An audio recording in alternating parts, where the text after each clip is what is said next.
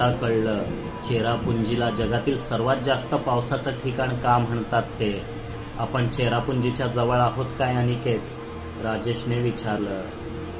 चेरापुंजीच्या नाही, पण मौसिनरामच्या आहोत, त्याने उत्तर दिलं. हुश, वाचलो रे बाबा. योगने सुटकेचा निश्वास सोडला. वाचलो रे बाबा काय? आता चेरापुंजी नाही, मौसिनरामच सर्वाधिक पावसाचं ठिकाण आहे जगात. मी आठवण करून दिली.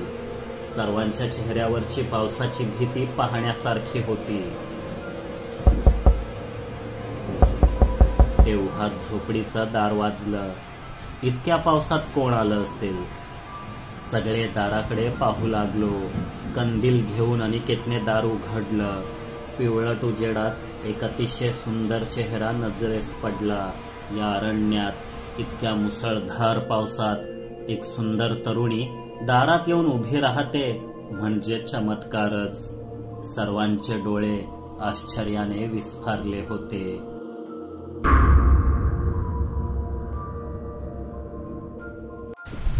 गौरवर्ण, निळे डोळे, चेहरा अगदी कोरून काढल्याप्रमाणे नीटस, कपाळ आणि गालाला चिकटलेले ओले केस, अंगावरचे कपडे पूर्ण भिजलेले, खाकी रंगाचा शर्ट, त्याच रंगाची हाफ पॅन्ट, पायात मजबूत ट्रेकिंग शूज, पाठीवर बॅग.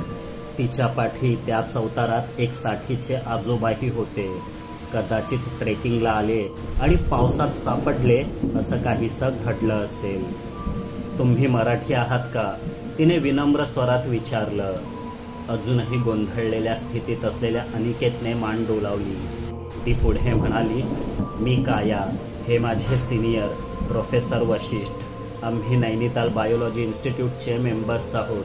इथून जवळच आमचा कॅम्प आहे. कीटकांचे नमुने गोळा करण्यासाठी आलो होतो. आज पावसात अडकलो. परत जाण्याचा मार्ग ओढ्याने अडवला. तुम्ही आजची रात्र आमची काही मदत करू शकाल का प्लीज? हो, तुम्ही शेजारच्या खोलीत थांबू शकता. असं बोलून अनिकेतने त्यांना एक वर्गखोली उघडून दिली. काया, बेटा तू कपडे बदलून घे, मी तोवर थांबतो बाहेर, प्रोफेसर वशिष्ठ म्हणाले. आज्ञाधारक विद्यार्थिनीसारखी काया पटकन आत निघून गेली आणि तिने दार लावून घेतलं. वयोवृद्ध प्रोफेसर भिजल्याने अक्षरशः थरथरत होते. आम्ही त्यांना आमच्या खोलीत बोलावलं. वाळलेल्या चिखलाने बनवलेल्या डोणीत शेकोटी पेटवून अनिकेतने अधिक उब आणि उजेड तयार केला. प्रोफेसर साहेबांना थोडी प्रायव्हसी देण्यासाठी आम्ही बाहेर पडलो. असं कसं डायरेक्ट कुणाला पण घरात घेता भोपळ्यांनो? भूतभीत असतील तर ती? सचिन दबक्या स्वरात कुरकुरला. भूत भर पावसात रानात हाफ पॅन्टी घालून हे शोधत फिरतात काय बधीर? काही पण बडबडतो, योगने आक्षेप घेतला. असा कुठल्या ग्रंथात लिहून ठेवलंय वाटाण्या की भूत हाफ पॅन्टी नाही घालू शकत? कुठल्या पण हॉटेलपासून इथे यायला अर्धा दिवस लागतो. इतक्या दाट रानात हा म्हातारा या पोरीला घेऊन धो पावसात किडे शोधत होता, हे पटतंय का तुम्हाला? सचिनने मुद्दा पुढे रेटला. मला पण थोडं विचित्रच वाटतंय सगळं चेतू. ज्या जंगलात बिबटे आहेत, अस्वल आहेत, जंगली हत्ती आहेत, विषारी साप आहेत, तिथे फक्त रिसर्चसाठी एवढा धोका कोणी पत्करेल? तो पण पावसाच्या दिवसात? राजेशने शंका घेतली. भेंडी यांचं ऐकून मला पण भीती वाटायला लागली आता. कोणी पाय चेक केले का त्यांचे आल्यावर? विजय ओरडला. इथे चणे खाताना माझाच हात तोंडात जातोय की नाकात ते दिसत नाही आणि दारात उभे असलेल्यांचे पाय काय चेक करा म्हणतोस? सचिन पुन्हा कुरकुरला. बरोबर बोलताय मित्रांनो. एखादा वेडाच अशा भयंकर वातावरणात जंगलात भटकेल. अनिकेतला चूक उमगली. तेव्हाच खोलीचं दार उघडलं आणि प्रोफेसर वशिष्ठ कपडे बदलून बाहेर पडले. त्यांनी आमचं बोलणं ऐकलं असावं. हसून म्हणाले, सायंटिस्ट वेडेच असतात यंग मॅन. आम्ही भूते नाही आहोत. हे बघा माझे पाय. अशा खूप अडचणी येतील हे बोललो होतो मी कायाला आधीच. But she is a very stubborn student. माझं काही एक ऐकलं नाही तिने. मेघालयच्या रेन फॉरेस्टमध्ये जगाला अज्ञात अशा कितीतरी ॲनिमल स्पीसीज आहेत आणि त्या पावसाळ्यातच बाहेर पडतात असा विश्वास आहे तिचा. त्या विश्वासावरच मला या वयात इथे खेचून आणलं तिने. आपल्या टॅलेंटेड स्टुडंटची साथ एक टीचर नाही देणार तर आणखी कोण? अनिकेत आणि मी सुद्धा एक शिक्षकच. त्यांच्या भावना आमच्यापर्यंत पोचल्या. आम्ही ओशाळलो. माफ करा प्रोफेसर, गैरसमज झाला होता. अनिकेत मान खाली घालून म्हणाला. तेव्हा कंदिलाच्या उजेडात खरंच प्रोफेसर वशिष्ठांचे पाय सरळ आहेत हेही त्याने पाहून घेतलं. इट्स ओके माय बॉय, चुका सर्वांकडून होतात. तुम्ही आम्हाला या टोरेन्शियल रेनमध्ये शेल्टर दिलात तेच खूप आहे. You don't mind if this old man smoke here, Vashishtha म्हणाले. अनिकेतने मानेनेच होकार दिला. ते बाल्कनीच्या एका टोकाला जाऊन धूम्रपान करू लागले. जरा भराने दुसऱ्या खोलीचंही दार उघडलं. आतून काया बाहेर पडली. आता ती आणखीनच मनमोहक दिसत होती. अजूनही मला त्यांच्या अवेळी इथे असण्याचं कारण पटत नव्हतं. शंकेला खूप वाव होता, पण माझ्या सूक्ष्म निरीक्षण शक्तीला काहीच वावगा आढळत नव्हतं. ती भूतपिशाच्य नव्हती एवढं मात्र नक्की. Hello miss Kaya, I my world famous number 1 detective Sachin, James Bond my student, coming to Guru Purnima weak next. Sachin हात पुढे करत म्हणाला. सुंदर तरुणी पाहिली की अचानक त्याच्यातील इंग्रज कसा काय जागा होतो कुणास ठाऊक. कायाने हस्तांदोलन केलं, पण चेहऱ्यावर कसनुसं हसू आणत म्हणाली, माफ करा, मला नाही कळलं तुमचं इंग्लिश. आपण मराठीतच बोलूया का? Oh my gosh, no English, no problem. English standard आजकाल गोईंग व्हेरी डाऊन. इन्स्टावर आहात काय तुम्ही? सचिनने बोलता बोलता विचारलं. लिंबाजीने कपाळावर हात मारून घेतल्याचं अंधारातही दिसलं. नाही, मी सोशल मीडियावर फार ॲक्टिव्ह नसते. एवढंच बोलून काया विजयकडे वळली. एकेकाचं नाव विचारून औपचारिक ओळख करून घेऊ लागली. मचाणावरील 4 खोल्यांपैकी एक कायाला देऊन बाकीच्या 3 खोल्यात आम्ही सर्व पुरुष जमेल तसं झोपलो. रात्री 2-2:30 नंतर पावसाचा जोर ओसरला. विजांचा लखलखाट सुरू होता. ढगांचं गडगडणं मात्र ऐकू येईना. मला झोप येत नव्हती. पुन्हा बाल्कनीत येऊन उभा राहिलो. मिट्ट अंधार होता, पण अधूनमधून उजळायचं. त्या उजेडात रान अगदी विचित्र भासत होतं. तेव्हाच बांबूच्या शिडीवर कुणाची तरी पावलं वाजली. मी एकदम सावध झालो. एखादं श्वापद तर नसेल. अंधारात रोखून पाहू लागलो, पण ते प्रोफेसर वशिष्ठच होते. मला पाहून तेही दचकले. मग आपली पांढरी दाढी खाजवत म्हणाले, अजून जागा आहेस यंग मॅन? झोप येत नाही का? बॉडीला आराम दे. एकदा वय झालं ना की कंट्रोल राहत नाही. युरिनसाठी पण 10 वेळा उठावं लागतं. पाऊस थोडा थांबला होता तेव्हा जाऊन आलो. मी समजू शकतो, मी उत्तर दिलं. ते पुन्हा आपल्या खोलीत झोपायला गेले. मग मीही फार वेळ रेंगाळलो नाही. जाऊन झोपलो. ते थेट सकाळी कॉफीच्या कडक गंधानेच उठलो. कायाने लवकर उठून सर्वांसाठी कॉफी बनवली होती. अनिकेतने पोहे बनवले. सर्व बाल्कनीतच बसले होते. मी एका कोपऱ्यात जाऊन कठड्याला रेलून उभा राहिलो. प्रोफेसर वशिष्ठ आणि काया त्यांच्या कॅम्पवर परत जायचं म्हणत होते, तर अनिकेत त्यांना रानातील संभाव्य धोक्यांची माहिती देऊन असे न करण्यास विनवत होता. काहीही झालं तरी मी माझी शोधमोहीम अर्धवट सोडून जाणार नाही. किती प्रयत्नांनंतर इथे येण्याची परवानगी दिली मम्मी पप्पांनी. प्रोफेसर वशिष्ठांनाही पुन्हा जमेल न जमेल, this is the last chance I have, Kaya म्हणाली. मग असं का करत नाही? जंगलातील कॅम्प सोडून तुम्ही इथे येऊन राहा. इथे अधिक जागा आहे, अधिक सुविधा आहेत. रोज सकाळी रानात जाऊन काय ती शोधाशोध करा आणि संध्याकाळी परत या. प्रोफेसरांनाही बरं पडेल. मी उपाय सुचवला. अनिकेतने सहमती दर्शवली. कायाने वशिष्ठांकडे पाहिलं. त्यांनीही होकार दिला. तसंच ठरलं. रानातील त्यांचा बेस कॅम्प शोधण्यासाठी, तिथलं सामान आवरून इथे आणण्यासाठी आम्ही सगळेच निघालो. एकटा अनिकेत मागे थांबणार होता. त्याला शाळा होती. त्यानंतर काया आणि प्रोफेसरांच्या सामानासाठी एक खोली सुद्धा रिकामी करायची होती. काल रात्री पाऊस सुरू झाल्यावर आपण कुठे कसे चुकलो हे काया आणि प्रोफेसर दोघांनाही आठवेना. अंधार पडल्यावर ते बरेच भरकटले. शेवटी आमच्या मचाणावरचे दिवे पाहून इथे पोचले. त्यांच्या बेस कॅम्पच्या आसपासच्या खुणा कायाने सांगितल्या, पण मराकला भाषा कळत नव्हती. शेवटी कायाने केलेल्या वर्णनानुसार मी ओल्या मातीत काडीने एक नकाशा तयार केला. तो पाहून मराकला अंदाज आला आणि आम्ही उत्तरेकडे प्रयाण केलं.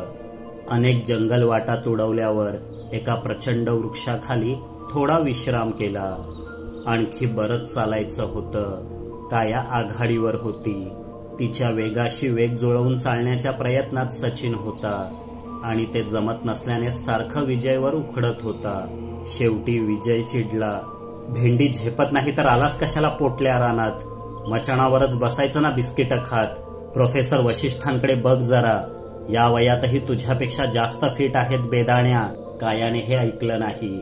ती तेव्हा खूप पुढे निघून गेली होती. पण सचिनला अपमान सहन झाला नाही. मी चाललो रताळ्यांनो माघारी. जिथे नाही इज्जत तिथे सचिन नाही फिरकत होलसेलमध्ये, सचिन रागाने म्हणाला आणि उलट पावली चालू लागला. आता कितीही समजावलं तरी त्याने ऐकलं नसतं. पण 10-15 मिनिटांनी राग निवळल्यावर स्वतःच मागे मागे आला असता. योग आणि लिंबूला त्याच्यावर लक्ष ठेवण्यासाठी धाडून आम्ही मराक आणि कायाच्या मागे गेलो. ते फार पुढे गेले नव्हते. प्रोफेसर वशिष्ठांना धाप लागल्याने सगळे एका ओढ्याजवळ थांबलेले. मराकच्या मते कॅम्प ओढ्या पलीकडेच होता, पण कालच्या पावसाने ओढा उफाळून वाहत असलेला. पार कसा करायचा? मध्ये 10-12 फुटांचं अंतर. मराकने कमरेला अडकवलेली कोयती काढली आणि सटासट जवळच्याच बेटातले बांबू छाटू लागला. झटपट साकव बनवण्याचा त्याचा यत्न असावा. मी, विजय आणि राजेश त्याची मदत करू लागलो. काया प्रोफेसरांची काळजी घेत होती. इथे रानात एकटंच भटकणाऱ्या मालवणच्या टार्झनला योग आणि लिंबू आपला गुपचूप पाठलाग करत आहेत याची कल्पनाच नव्हती. रागाच्या भरात आधी तो वाट फुटेल तसा वेडावाकडा भरकटला. पण असं चालून आपण कधीच शाळेपर्यंत पोचणार नाही हे कळताच त्याला भर पावसात दरदरून घाम फुटला. रागाची जागा भीतीने घेतली. स्वतः भोवतीच गोल गोल फिरून त्याने जंगलाचा आढावा की काय म्हणतात तो घेण्याचा प्रयत्न केला. पण सर्व दिशा सारख्याच हिरव्यागार दिसू लागल्या. तसेच ओढे, तशीच झुडपे, उंच झाडे आणि रानवेलींनी भरलेला आसमंत. ओळखीचं काहीच दिसेना. जोरजोराने किंचाळावंसं वाटलं. भांडणाऱ्या विजयला, एकटं सोडणाऱ्या चेतूला, पुढे पुढे धावणाऱ्या कायाला, नॉनसेन्स लिंबूला, हाही हुहू करणाऱ्या योगला, ज्याने काहीच केलं नाही त्या राजेशला, जंगलाला, ओढ्याला, पावसाला आणि संपूर्ण मेघालयाला तो शिव्या देऊ लागला. अखेर थकून एका भिजून गार झालेल्या दगडाला टेकला. बुडही गारठलं, पण कोणी त्याला शोधत येईपर्यंत तो उठणार नव्हता. पुन्हा एकदा ढग दाटून आले. कातर वेळ वाटावी असा अंधार पडला. आजही पाऊस हैदोस घालणार अशी चिन्हे होती. सचिन नेमका कुठे गेला हे लिंबू योगला कळेना. चिखलात त्याच्या बुटांचे ठसे शोधून त्याच्यापर्यंत पोचण्याच्या प्रयत्नात ते होते.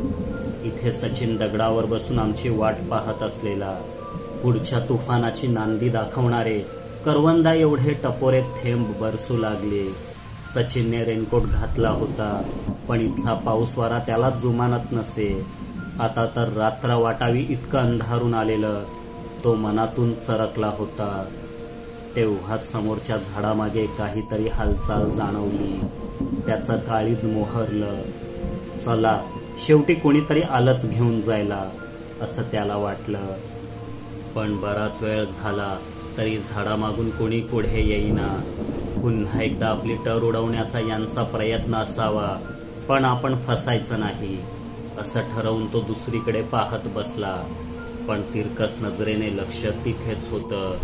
तो जो कोणी आहे तो झाडामागून दबक्या पावलांनी पुढे आला. सचिनच्या दिशेने जाऊ लागला. तो उघड्यावर आला आणि सचिन गपकन मागे वळला. दोघे जीव एकमेकांना पाहून दचकले.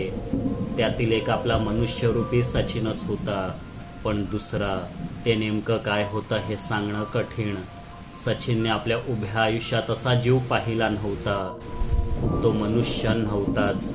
त्याला माहीत असलेला एखादा प्राणीही वाटत नव्हता. कीटक असेल तर इतका मोठा कसा? खोल समुद्रात विचित्र आकाराचे लिबलिबीत जीव असतात, तसं काहीसं ते होतं. त्या जीवाने सचिनला पाहताच आपलं तोंड कमळाच्या फुलासारखं उघडलं. आतील प्रत्येक पाकळीला असंख्य दात होते. ते पाहून सचिन किंचाळला. त्याचा आवाज ऐकून जवळच शोधाशोध करणारे योग आणि लिंबू त्या दिशेने वळले. रानातून धावणाऱ्या त्यांच्या पावलाचा गदगद आवाज ऐकून विचित्र जीवाने तोंड मिटलं आणि खेकड्यासारखा तुरू तुरू धावत ओढ्यात उडी टाकून पसार झाला. त्याच वेळेस लिंबू आणि योग डोळे मिटून किंचाळणाऱ्या सचिन जवळ पोचले. काय झालं नॉनसेन्स? किंचाळतोस कशाला लहान पोरासारखा? लिंबूने विचारलं. एकटाच रानात भरकटला म्हणून बिचारा हा झाला असेल. ओरडून घेऊ दे त्याला हे होईपर्यंत, योग समंजसपणे म्हणाला. त्यांचा चिरपरिचित आवाज ऐकून सचिनने डोळे उघडले आणि मघाचा विचित्र जीव आसपास कुठेच नाही हे पाहून ओरडला. अरे पळा वाटाण्यांनो, या जंगलात राक्षस आहेत, राक्षस. तो पळणारच होता, पण लिंबूने त्याला घट्ट पकडलेलं. कुठेत बधीर राक्षस? एखादा साप नाही तर घोरपड बघितली असशील नॉनसेन्स, लिंबाजीने समजावलं. तू मला नको शिकवूस बटाट्या, मला माहिती आहे मी काय पाहिलं ते होलसेलमध्ये. सचिन चिडला. पावसाचा वेग वाढला. मोठ्या मिनतवारीने ते दोघं सचिनला पुन्हा आमच्या पाठोपाठ घेऊन आले. मराकने साकवाचं काम संपवलं. आम्ही पलीकडे पोचलो. कायाचा कॅम्प तिथून फार दूर नव्हता. पाऊस चांगलाच बरसू लागलेला. त्यांचं सामान आणि तंबू आवरता आवरता आम्ही पुरते भिजलो. त्यांच्याकडे खाण्यापिण्याचं भरपूर सामान, छोटं सिलेंडर असलेला गॅस स्टोव्ह, औषधे आणि जंगलातील वनस्पती कीटकांचे नमुने असलेले बरेचसे डबे, असं भरपूर सामान होतं. 9-10 बॅगा पटापट भरल्या. नको असलेल्या गोष्टी तिथेच सोडायच्या ठरवल्या. एव्हाना सचिन, योग, लिंबू तिथे पोचले. प्रत्येकाने एक अवजड बॅग पाठीशी मारली. फक्त प्रोफेसर वशिष्ठांकडे काही सामान दिलं नाही. सचिन मला काहीतरी सांगायला खूप आतुर दिसला. पावसाच्या धुवाधार सरीमुळे काही नीट ऐकू येईना. तेव्हा घरी पोचल्यावर काय ते सांग, असं मी म्हटलं. तासाभराच्या पावसाने चोढा दुथडी भरून वाहू लागलेला. त्यावरचा कामचलाऊ पूल डुगडुगत होता. पाठीवर एवढं वजन असताना तो पार करणं म्हणजे तारेवरची कसरतच. आधी मराकने साकव पार केला, पलीकडे जाऊन घट्ट धरून ठेवला. मग प्रोफेसर वशिष्ठ, त्यानंतर काया पलीकडे गेले. अर्ध्या जणांनी साकव पार केल्यानंतर त्याची अवस्था आणखीनच खस्ता झालेली. मराकने तो पूल घाईघाईत बांधलेला. अचानक इतका पाऊस कोसळेल याची त्यालाही कल्पना नव्हती. आता ओढ्याच्या लाटा साकवाला खालून स्पर्श करू लागलेल्या. मागे फक्त मी, राजेश आणि सचिन उरलो होतो. सचिनच्या वजनापुढे साकव तग धरेल याची शाश्वती नव्हती. त्यामुळे आधी मी आणि राजेशने साकव पार करावा आणि मग पलीकडे जाऊन सचिनसाठी दोर आणि बांबू ओढ्यात टाकून ठेवावेत असं ठरवत होतो. पण सचिन ऐकेच ना. मी नाही मागे थांबणार वाटाण्यांनो, यावर तो ठाम होता. शेवटी तिघांनी एकत्रच जायचं ठरवलं.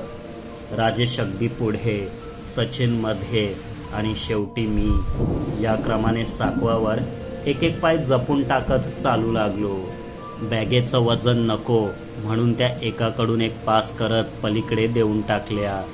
राजेश पलीकडे हात पुढे करून उभ्या असलेल्या मराकपर्यंत पोचणार तेव्हाच वरून चिखलाचा लोंढा ओढ्यात धावत आला. गडगडाटी आवाजाने पुढे काय होणार ते कळून चुकलं. पलीकडचे आमच्याकडे हताशपणे पाहत असतानाच लोंढा कमकुवत साकवावर आदळला आणि त्याच्या ठिकऱ्या उडाल्या. तिघेही त्या भरवेगाने वाहणाऱ्या मातकट पाण्यात पडलो. वाहत निघालो. काठावर असलेल्यांनी काही वेळ कडेकडेने धावत आमचा पाठलाग केला. दोर टाकून वाचवण्याचा प्रयत्न केला, पण पावसाचा जोर आणि ओढ्याचा प्रवाह इतका तुफानी होता की त्यांचे सर्व प्रयत्न फोल ठरले. घटका भरातच आम्ही त्यांच्यापासून दूर वाहत गेलो. ओढ्यातील कातळावर कपाळमोक्ष होण्यापासून कसंबसं स्वतःला वाचवत बाकीचे दोघे कुठे आहेत हे पाहण्याचा प्रयत्न करत मी वाहत होतो. नशीब आता आमच्यापैकी प्रत्येकाला पोहता येत होतं. प्रवाहात पुढे एकदा सचिनचं डोकं दिसलं. राजेश कदाचित माझ्या मागे असावा. अर्धा पाऊण तास वाहत गेल्यावर ओढा रुंदावला. प्रवाहाचा वेग कमी झाला. पाऊसही थांबला किंवा आम्ही इतके पुढे वाहत आलो की ढग मागे पडला असेल. मी काठाला लागलो. खोकत खाकरत बाहेर आलो. पाठोपाठ राजेशही किनाऱ्याला लागला. त्याची अवस्थाही वाईट होती.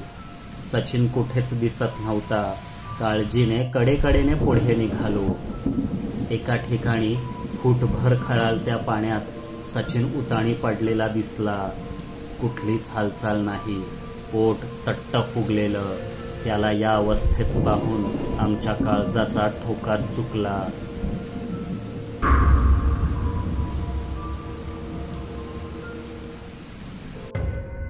या कथेचा पुढील भाग आताच पाहण्यासाठी जॉईन बटनावर क्लिक करा. सुपर थँक्स बटनाचा वापर करून तुम्ही आमच्यावरील प्रेम व्यक्त करू शकता. कथा आवडली असेल तर लाईक, शेअर आणि सबस्क्राईब करायला विसरू नका. लवकरच पुन्हा भेटू. तोपर्यंत पाहत रहा आपली दुनियादारी आणि स्वतःची काळजी घ्या. जय हिंद, जय महाराष्ट्र.